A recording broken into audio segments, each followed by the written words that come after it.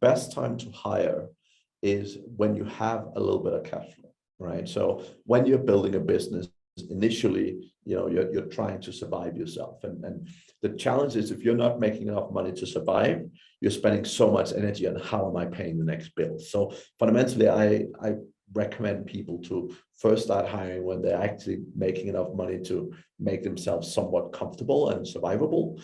And then they have a little bit extra, right?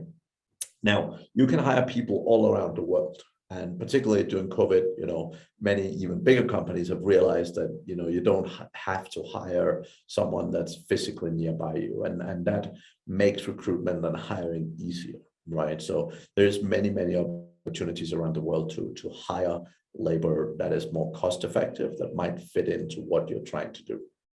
Now, fundamentally, when you are looking to hire your first 1, 2, 3 employees, it's very important to be very purposeful about what you hire and who you hire, right?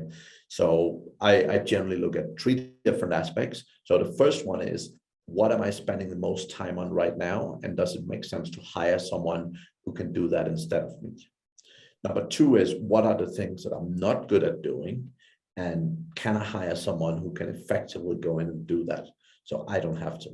And number 3 is figuring out what are the things that I'm doing right now that are super easy and could easily be done by someone else. And those 3 things, particularly the third one, it typically end up being things like customer service, for example, or a lot of sort of data work or Excel work or research and so on, right? And you can get like full-time people at a very cost-effective rate around the world that can help do some of that work, right? But fundamentally, you need to look at your business and you need to look at where does it make the most sense for you to gain more time and gain more efficiency.